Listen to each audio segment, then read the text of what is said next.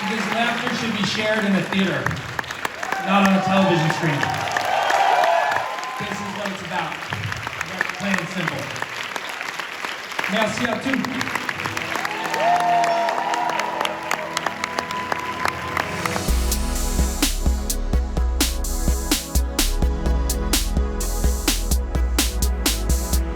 Hello and welcome back to the Cannes Canon, and today, as you can see, we have a thunderstorm right now. So, you know, it's not all sunshine and rainbows all the time. We were planning to film on the beach. Beach day has to wait. It's rainy. But let's talk about our next two films, which would be the new films by Kleber Mendonça Filho and Julia Ducournau. But let's start with The Secret Agent.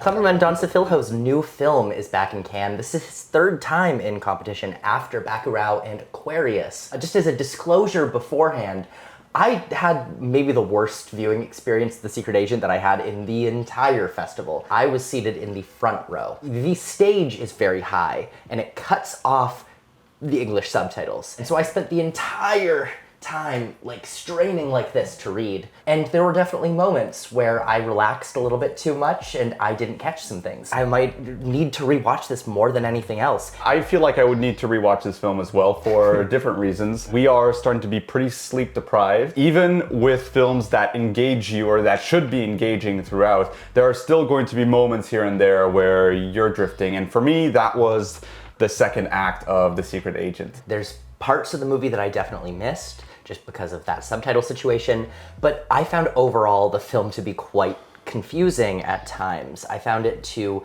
go in a lot of very abstract directions with the plot. While I can draw a lot of comparisons between this film and the earlier works of Kleber Mendonça Filho, I do feel like this film standing on its own is a little bit weak in comparison to the rest of his very strong filmography. It stands firmly in the continuity of his work. Absolutely. It's just that it's maybe not the big step that we were hoping for him to take. We were hoping that this would be like a Walter Salles moment for him. You were talking about Mendonça Filho about being a cinephile director. Even if his influences were really like prominently featured on the screen, he has never put the cinema as much forward as with his documentary pictures of ghosts. Yes. And this film feels like it is starting to shape Mendonça Filho as a filmmaker who loves to put cinema at the forefront in his films, not just cinema references. That is the case in The Secret Agent. Just from the title, you know, it's clearly alluding to genre cinema of secret agents like 007. Our main character here, played by Wakamura, is not a secret agent. And it's vague as to what the secret agent of the title is, if it isn't just for a film that is featured. Most notably, the theater, which I'm forgetting the name of, that is prominently featured is a very key location. The same way that the theater in The Shape of Water is a prominent location. He's kind of starting to align himself with the Guillermo del Toros of the film world in that he's not just a cinephile director, but he's a director who isn't scared of having his films turn around cinema and feature cinemas. Yes, Wagner Moura's character is not a secret agent in a traditional sense, but he is sort of that chameleon. He is on the run. Yes. He is in disguises at times. And so, in a way, there are those elements of that sort of classic secret agent film put through this prism of a man who's simply trying to escape the past. And he's a pacifist too, which is completely contradictory to what we imagine a secret agent to be, you know, licensed to kill. This isn't that at all. He doesn't carry a weapon. It's kind of challenging that notion a little bit, or at least kind of putting a Brazilian spin on it. That's what Kleber Mendonça Filho does best. He takes these very Hollywood-centric film genres, he puts them through a prism of Brazilian cinema. All of these conventions that we have seen in other films are now refracted through Brazilian culture. And it becomes different, it becomes unique, and it becomes brighter because of that. We were talking about Mendonça Filho as being a filmmaker of geography, notably his own geography of Recife. And this film, yes, it does take place in Recife. I think it doesn't feature the city as prominently as some of his other films. What this film made me realize is that Mendonça Filho doesn't just love showing the geography he knows, but also microgeographies of the way a community will inhabit an apartment, because we're dealing with, you know, different floors of an apartment. That wasn't just unique to Aquarius and Neighboring Sounds. That is the thunder we were talking about, folks. Yeah. Jesus Christ. And to that point as well, there is that same sense of community within the ensemble piece here. Just like Neighboring Sounds, so much of the richness of the film comes from these different characters. At the end of the movie, I really appreciated during the credits them showing little clips of every single person, showing which characters, at times multiple characters that they played, or just different aged versions of the same characters. Hearing in the audience people responding to different characters who showed up maybe even just for 5 minutes. That end credit scene is really reminiscent of a certain era of cinema. I think this is his very first period film. His 1977 Brazil here is very colorful, it's very lush, with a very dark, you know, brooding undercurrent of sorts, and he goes into, you know, the popular imagination through cinema again as well, through the story of a leg found in a shark and through Jaws mania. But what's interesting here is that he doesn't fully commit to the period piece. We start intercutting between the period and the present. I did find that a lot of the present stuff was the least interesting. I felt myself checking out a little bit. I didn't feel like it was the strongest way to leave off the film either. But you're right, the aesthetic choices that are made during that period piece, the bright primary colors, the scene with the assassin in the yellow phone booth, I really appreciate that visual distinctness because that is so key to Brazilian history. It's always sunny, it's always warm. People are dressed in cheerful, bright, joyful colors. There's a carnival going on. There's a carnival going on.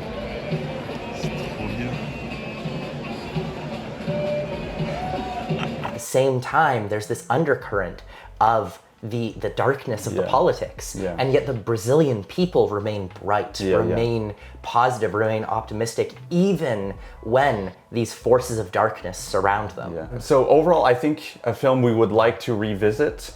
We don't want to completely discount. No, I don't want to write it off, even though I was confused by it at times.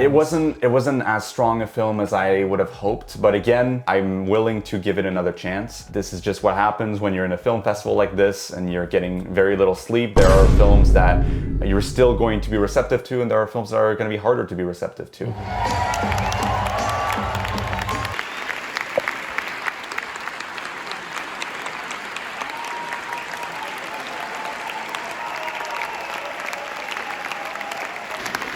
What is Matt thinking? Do you like this? Last night, we also had a chance to watch Julia Ducournau's new film, Alpha.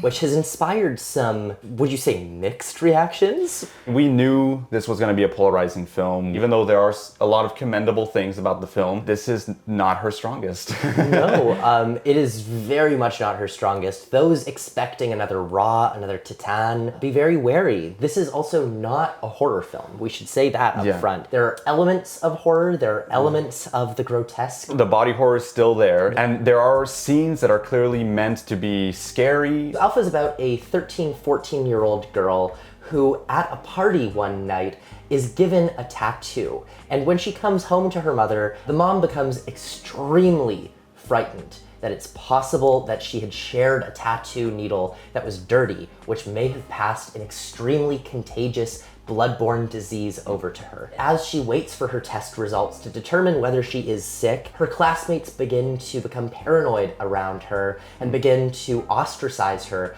out of fear that she is carrying this dangerous disease. Obviously, dangerous disease, film taking place in the 90s, you immediately think about the AIDS epidemic. The word AIDS is never said once in the film. No. It is very explicitly clear that the virus in question here is not AIDS, but is an analogy for AIDS. It's like the thinnest allegory you could possibly imagine. It's like they're saying, we're making a movie about AIDS, but also we want it to be aesthetic. The bad faith reading of this, and maybe that is part of the truth, Which I've seen a lot of people mention. Yeah, is that, you know, instead of making a movie about AIDS, Ducournau decides to create a genre version of the virus of sorts that can be read as maybe disrespectful to the real thing. I'm still kind of parsing out what I think about this analogy, in that I think it's an interesting aesthetic choice. There is something you can glean out of this, in that like the decision to make the virus manifest in this way can say something about what it is like to have this virus. There's a little something there that people aren't giving the film credit for. I think you're being a little more charitable to the film than I am. I really do feel like the core idea here that Julia Ducournau was getting at was aestheticizing a tragedy. I know that this is supposed to be a very personal film to her, and we have a character that is within the family of the main character, which is clearly a Julia Ducournau stand-in. So this is, I think, her trying to grapple with this personal family tragedy. I don't exactly know how to read it, the same way that I wasn't exactly sure how to read some of the symbolism of Titane coming out of it immediately, but I think there's something there. We've done it again. We've made a perfect parallel, because looking back at the film that we chose, her TV movie Mange, I think these films are shockingly similar. On a visual level, the color grading is very similar. They have a similar desaturated look to them that is very reminiscent of like early 2000s DV. Yes, I can't believe she went back to that. I was like, that felt so retrograde. It felt so, she's taking steps backwards. Yeah. In both Mange and this film, the music is just at an 11. And the entire time. Not in a good way. Like, think of the final track of Titane, which is like very, very maximalist. And I think the film earns that music in the final leg of Titane, but it feels like Ducournau was like, I like that piece of music, and now I'm gonna put it all over my film, and it does not work. Ducournau's films with both Raw and Titane use genre as a way to get deep into the human psyche, the human condition, and the emotions of the characters. On a surface level, a movie about a cannibal and a movie about a serial killer fucking a car, those aren't very emotional subject matters. And yet the films speak to something true about the human existence. But in her two films where she tries to tackle an important issue through a drama with very minimal horror aspects to it, the films feel much less emotional than her other works. Yeah. With Mange, she was talking about eating disorders and talking about body image for young women. And with this, talking about the AIDS epidemic. Yes, there's elements of genre, but it's mostly played straight. And in that way, it's also not cutting to the core of the dramatic truth of the story, the same way that Titane or Raw do. I don't think it's as bad as some critics are saying. There are some interesting elements. I will just give a shout out to the makeup design, which is exceptional work. Yeah, I hope they don't reveal too much in the marketing. That was a big kind of like tilting in my seat surprise when I realized what the virus was. It's pretty shocking when you first see it, and it does look visually beautiful, which brings me back to that problem of, are we aestheticizing a little bit too much? Now seated for Die My Love, the new film by Lynn Ramsey. Hopefully we enjoy. At Cannes, of course, what is in the public kind of spotlight is big sales acquisitions. And we're still halfway through the festival. There are bound to be a few coming up soon. But at the time of recording, we have our first and only big one so far. The Jennifer Lawrence starring and Robert Pattinson starring Lynn Ramsey film Die My Love.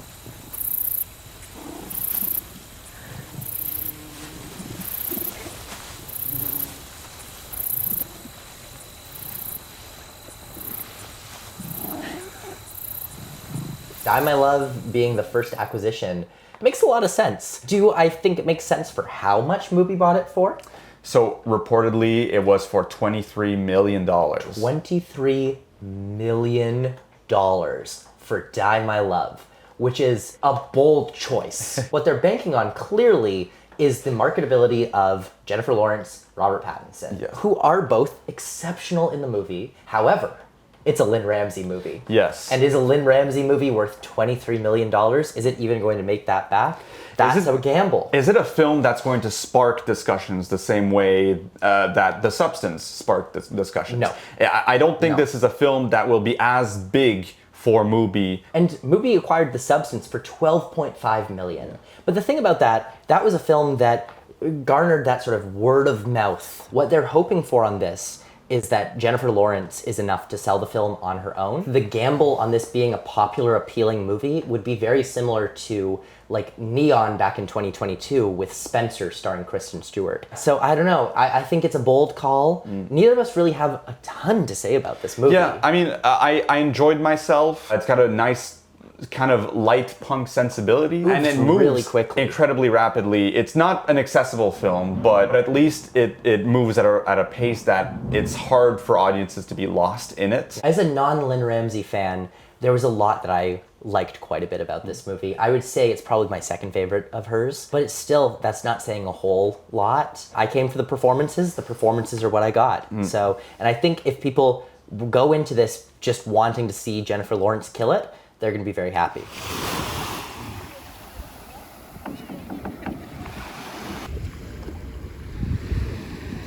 So Matt, what are some of your highlights from the last few days? Well, one of my big highlights is that I got to go to the premiere of Highest to Lowest, the new Spike Lee film starring Denzel Washington. You got to see him win the Palme d'Or. Yes, he got an honorable Palme d'Or. It's a kind of way for us to tell you our admiration, what you have done in the history of cinema. Le Palme d'Or d'honneur pour Denzel Washington.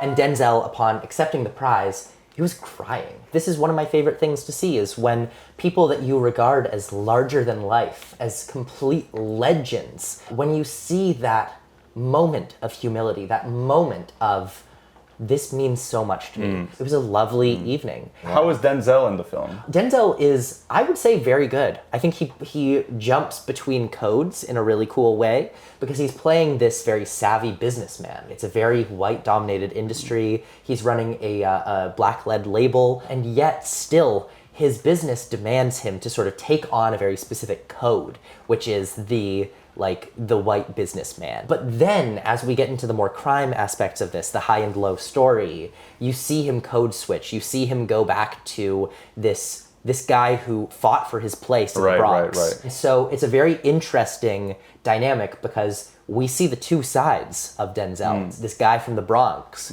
who doesn't take anyone's shit. And you also see him playing this very tactful music producer. My standout of the movie, A$AP Rocky. Damn. A$AP Rocky doesn't have a lot of screen time. The role, really good. I'm forgetting the actor's name, but the role that he plays from the original is the standout performance of High and Low. The thing here is, again, he really doesn't have a lot of screen time, but there's one scene in recording booth where it's so good. Overall, my take on the film, the first half of the movie, I was sitting there going, oh man, Spike, you made a flop again, man. I love Spike Lee. However, Spike Lee has made quite a lot of bad movies. So for half of the movie, I was just accepting like, oh, well, it's a flop, but at least I'm having a good time. At least I'm smiling. At least this is fun. That first half, it feels like a soap opera at times. The dialogue is so over-exaggerated. There's little to no stylistic tendencies. And it feels like they could have hired a Lifetime filmmaker to make the first half of the movie. There's a moment, a very distinct moment halfway through where the camera goes from this very flat digital image to suddenly they're cutting between digital, they're cutting between film. It's this dynamic, crazy sequence which includes Anthony Ramos playing himself. And there's this whole parade going on, and they're on a train, and the Yankees are playing, and you've got Yankees fans screaming directly at the camera, and it is electric filmmaking. Everything from that point on, phenomenal. The second half, one of the best things of the year. I'm grinning ear to ear right now just thinking about the formal playfulness. And it's disappointing that first half of the movie, Like, where were you, Spike? Where were you, man? Like, okay, so it's not something where you look back on it and like, oh, it makes sense for it to be boring. No. Okay. If I was being very generous in my reading of it, he's playing with this idea of it being a family drama for the first half, whereas in the second half it's very much a crime thriller. But goddamn, like, it turns on its head. And if you can make it to the scene on the train, the movie's phenomenal from that point on. I'll mention 3 films that were some of the highlights for me of the festival so far. The first one is I Only Rest in the Storm. So distant, so now, regresa, ti so, adomit, so nu. This is the longest film in the entire official selection at 3 hours and 30 minutes. It is a daunting runtime. My idea was, if they're accepting a film that long in Un Certain Regard, then it must mean that it has some qualities to it. And sure enough, it does. It's been working me these last few days. Like, it's a film that I keep kind of coming back to and thinking about. It's a film that is filmed in the style not too dissimilar from Abdelatif Kechiche, the filmmaker's Blue is the Warmest Color. We have these very long conversations, but the editing is very, very electric. You have a fascinating character at the center of it, which is this environmental engineer who comes from Portugal to Guinea-Bissau as an NGO in order to help develop road infrastructure. He's very well-meaning, but ultimately, he's never going to change the fact that he is a white Portuguese going to Africa. He's challenged by these very intelligent, interesting characters, bring them into their community, but still at a distance. And you have this character who is still, to a certain extent, also trying to find himself in this space, find some truth of life within the local African communities. And it leads to a lot of elongated chapters of what life is like working with these racist white people, what life is like in this very excluded village. There's no twists and turns here. It's very straightforwardly, this is an NGO going to Guinea-Bissau and talking to people, but it's fascinating nonetheless.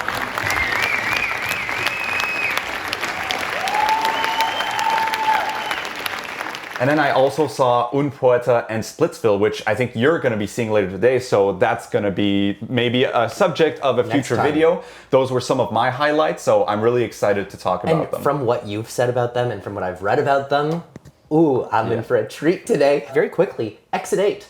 Shockingly fun. I was worried about the idea of a video game that can be finished in 5 minutes being a 2-hour-long movie. Very engaging for the entire time. Hey, at least we have one midnight movie that wasn't a piece of shit. Because we didn't talk about Oh my god, that's true. Okay, so Matt and I saw Sons of the Neon Light, a film we were very excited about, a film that cost $50 million, which the initial cut was 7 hours long. 10 years to make. A film that with a giant ambition, giant scope, tons of characters, and nothing came out of it. That was the biggest piece of shit that we saw so far at the festival. And you spent like days beforehand hyping it up to people, being like, you gotta see Sons of the Neon Night, you gotta. And boy, do I feel like an idiot. There was more applause for the logos at the beginning than there was for the film after it finished.